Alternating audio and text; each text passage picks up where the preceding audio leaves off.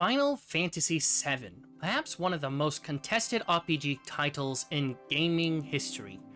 A staple in the Final Fantasy community. If you don't know Final Fantasy VII, you've been missing out on a wonderful game. So you must understand the critical hype behind such a game being produced into a remake.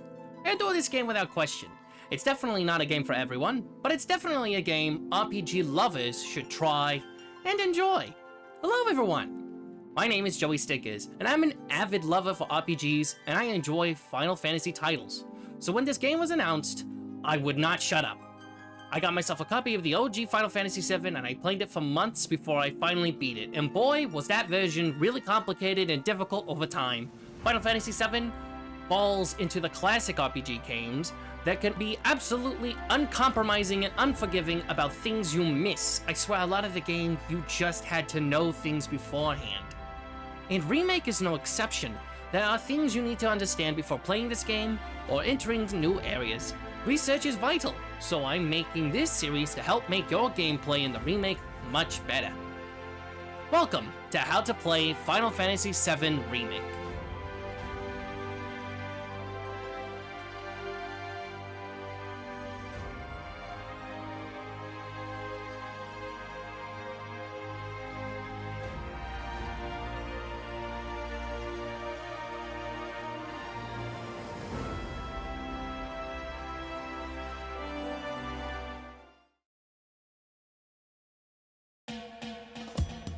First, we'll start off with the basics of battle, and no, I'm not going over what the basic tutorials the game will give you.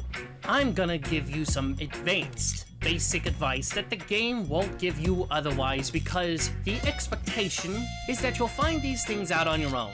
The beautiful thing about this game is that there's so many different ways to interact with the enemy. Secrets you probably wouldn't have known unless you thought, what if? Like, what if I just cast Cure on this guy? Oh! Experimentation is probably the most key element in learning combat. If you're not changing your strategies and using new things in your inventory, you're squandering potential for easier battles. Each materia you find are not without their purposes, but we'll get into more detail about those later. However, there is one peculiar materia you will need to make life easier. The Assess materia. This little beauty will tell you all about your opponent, and when upgraded enough, it will tell you about every enemy in battle. Knowledge, like I said before, is critical. If you can understand your opponent's strengths and weaknesses, you'll have an instant advantage on the field of battle. Without this materia, you will just be using everything you can to take the opponent down, and you'd waste so much resources.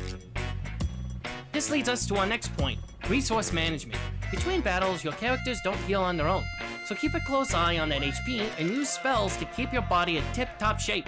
This is a critical step in your survival because if you walk into the next battle with low health, you will begin with a severe disadvantage, even with SS.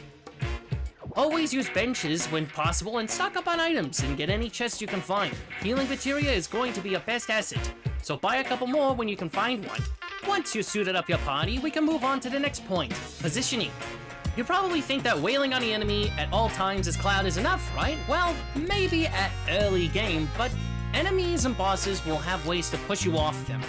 So you need to attack at a distance, or just need to escape the blast. Positioning is a great way to keep control of these sorts of battles.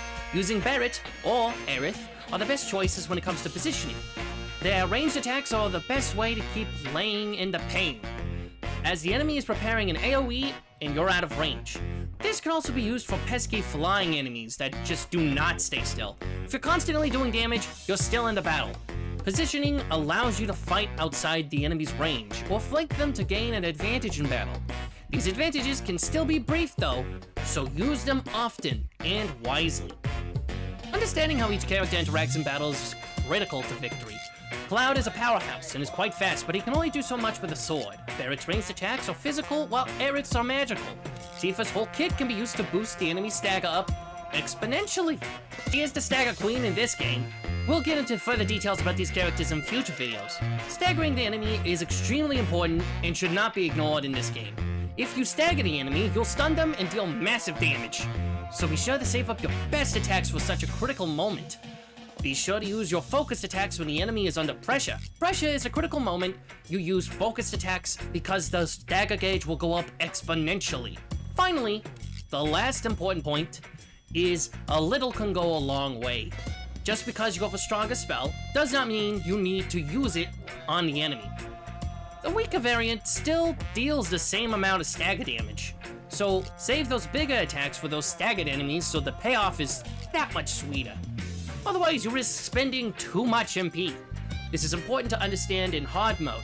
Another video we'll go over in the future. So the review, we're talking about experimentation in combat, using assess materia, resource management, positioning, understanding character interaction, stagger focus, and a little can go a long way. Thank you so much for watching. If you made it this far into the video, you've definitely learned enough to play the game on your own. I'll still be making more video lessons, so you can always come back when you find something you don't quite understand. Be sure not to overwork yourselves either. Your mental health is important. In the next video, I will be talking about materia and how you can use them to make an effective party. So be sure to stick around for the next video. Bye-byes!